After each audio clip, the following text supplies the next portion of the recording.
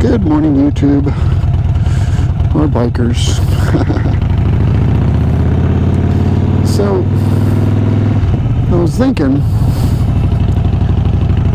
maybe have a quick vlog on something that grinds my gears, if you will. And it's something that lately has just been increasingly annoying, and that is political correctness.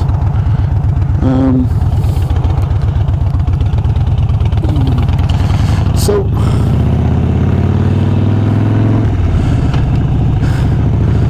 I'm guessing sometime around the time of the Vietnam War, maybe a little before that, around about the time Woodrow Wilson was in office, political correctness became kind of a thing, albeit it wasn't always called political correctness. You can thank the Soviets for that, because they're the ones who coined that term, political correctness, in case you didn't know that. So, Soviets, I mean the communist Reds, or the Russians at the time. So, right about that time, I guess one of the Soviets said that people needed to get politically correct, or they would need to be re-educated, if you will. So, hence the beginning of political correctness. Awesome, huh? So, throughout the years, it has become increasingly more, I guess you'd say, to do or say or not do or not say things that might offend peoples, whether it be an individual or a group of individuals or whatnot. Names that we used to utilize as, derogatory or whatnot have been replaced with other names that were deemed to be less derogatory or whatnot, that unfortunately end up in the end,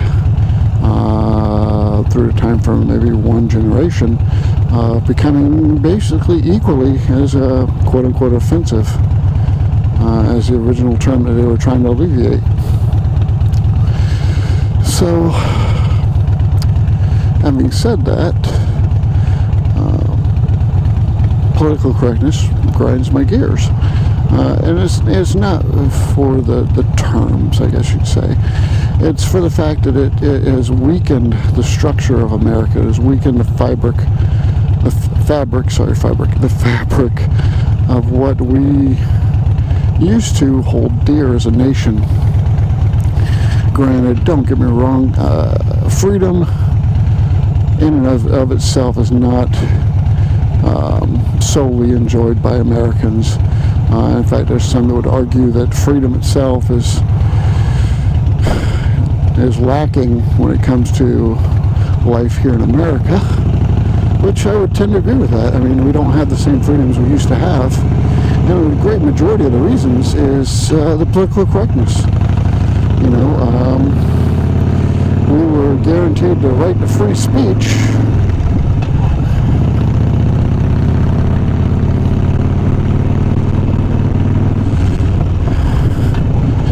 And while that right was guaranteed not to protect speech that everybody agreed with, it was guaranteed to protect speech that nobody agreed with, and it was deemed to be insulting to many, but was protected in the Constitution just the same. So, it's starting to get dark out here, I guess. A little bump. So, because of things like political correctness, and then of course action groups and whatnot, those rights have been infringed upon, as well as just out and out, demonized, I guess you'd say, throughout the land. Other countries Make no mistake about it, we are not the only free nation in the world. There are many nations that are sovereign and are classified under the banner of free.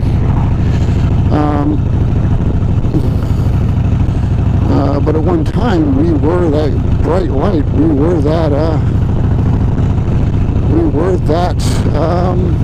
beacon, if you will, as Reagan put it. We were the beacon of freedom. We were the beacon of what all nations strive to become. And in just our short amount of time of being around, we've taken that beacon and diminished it and diffused that light that used to shine so bright into what we are and what we have become today, which is a crying shame, to be honest with you. So, political correctness.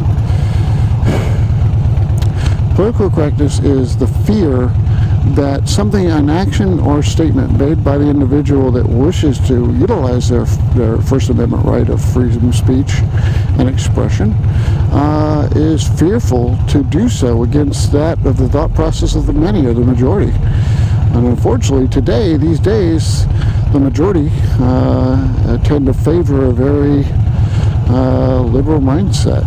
And I think a lot of it is due to a form of not completely due to a form of peer pressure to appeal to the masses.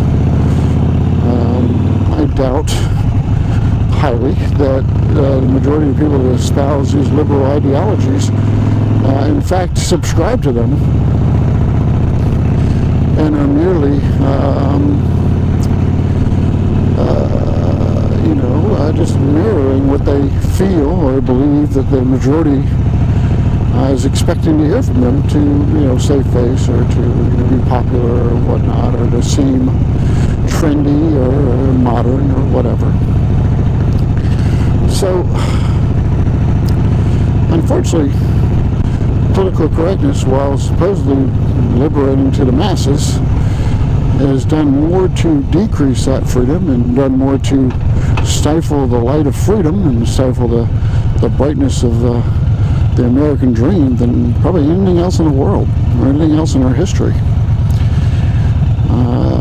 And it's a crying shame, because unfortunately the masses, while it palpably is really, really tired of that situation and that particular predicament we're in, is almost unwilling or unable to do anything about it,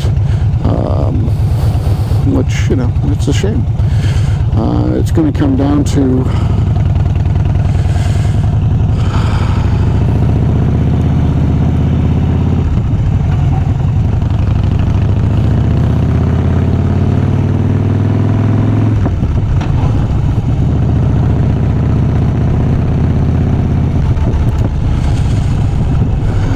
it's literally going to come down to the people in great mass, or in great majority, I guess you'd say, to put their foot down and say enough is enough. If I say something that offends you, well, tough shit. Stop being butthurt over stupid things that are inconsequential. My opinions are my opinions, and if you get butthurt because of it, that proves that you're just a weakling that's so easily strayed or affected by the thought processes of others, which is a indication of weakness. And unfortunately, this country is pretty well known throughout the land now as being weak, or throughout the world rather. And a great deal of that is due to the leadership we have currently in place, and to the amount of movies of what we hold to be important to us, down to the fashion we wear. You look at even fashion today, and guys increasingly dress like girls and increasingly act like girls and have no redeeming qualities of what was once held dear as a man, what was once an indication of someone's masculinity. Today is merely a thought, is an afterthought to, and a remembrance of days gone by. You know, gone are the days that men would wear suits everywhere. The days that men would get the door for the ladies. The days that, you know, men acted like men and were tough. And it's a shame. You know, and a lot of that is political correctness because they're too busy trying to appease everyone. And we're so busy trying to appease everyone that it just pisses everyone off. You know, it kind of reminds me of that Abraham Lincoln statement that you can fool some of the people all the time and all the people some of the time. Unfortunately, this process, I guess you'd say, has begun to phase all the people all of the time, whereas at one point was not. It was, you know, it was primarily centered in metropolitan areas that were thought to be that of liberal or progressive, I guess you would say. Unfortunately, its reach has reached further venues, you know. So yeah, that grinds my gears. I am sick to death of being dictated to by people that make no difference in my life whatsoever on the thought process that I am supposed to share with them, or the statements that I am supposed to make, or the way I'm supposed to live my life based on value systems that they even know themselves are completely ridiculous, but feel somehow that they are enlightened by carrying those ideals with them, or somehow they're cooler with those ideals, so they suffer through like a bunch of, for lack of a better term, like a bunch of pussies, because they're too afraid to have their own thought, they're too afraid to have their own mind, they're too afraid of being called this, that, or the other because they make a statement, you know.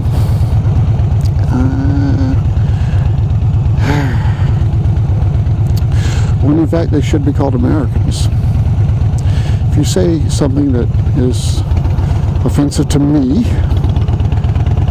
I don't get butthurt over it.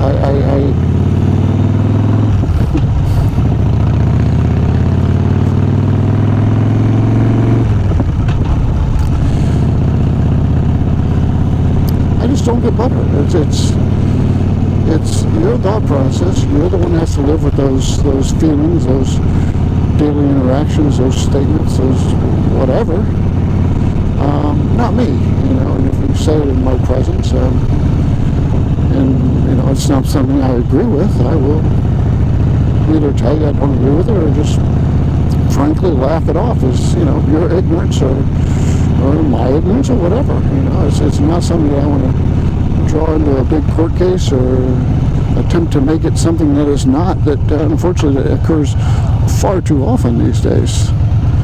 Unfortunately, there's a lot of situations these days that people will blow statements or actions out of proportion and attempt to make it something that's not. You know, but I digress. As I often do. So I am coming up on a strip we have here in Tampa. It's called Ybor City. Ybor City at one time was a bustling metropolis of the Cuban community here in Tampa, of which we have a rich history of, I might say. And it had a large amount to do with immigrants that were coming over and working in cigar factories and also manufacturing, you know, fabric manufacturing and whatnot. But primarily it was the cigar industry down here.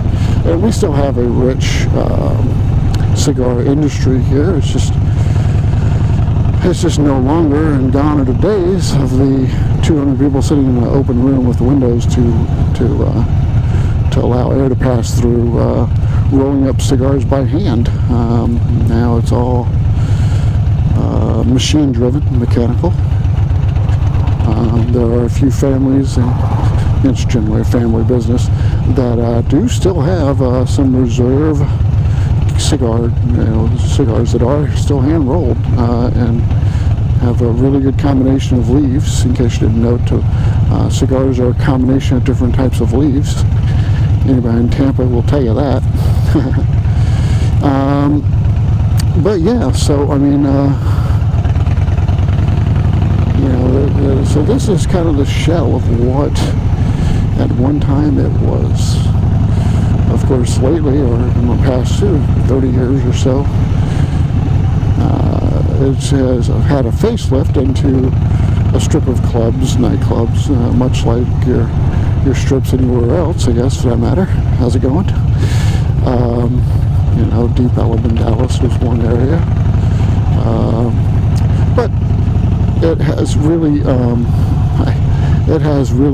turned into sort of a night spot. No, it hasn't recently developed. It's been a night spot for a good amount of time. It has gone through its changes between being a relatively dangerous neighborhood to relatively peaceful and quiet neighborhood. There are a lot of apartments around here. There are a lot of homes. Prices are good, and it's pretty. It's sort of a trendy area to be in, quite frankly. So yeah. So I thought I'd give you a tour of what is part of the history here in the great city of Tampa, Florida. As great as it is, I guess. At one time, Tampa was a bustling metropolis of Italian things. This is a Columbia restaurant here, or Columbia Museum, and then the Columbia restaurant over there. And this is home to Italian Club and a few other things. But rich history here with Columbia, with the Latin community in general. So anyway, so that is Ybor City, and this is pre-Christmas time, so around about the time Christmas starts showing up, you'll start seeing a lot more lights and a lot more festive displays here, I guess you could say. So anyway, let's see how much time I got in. I think I'm going to go ahead and cut it off right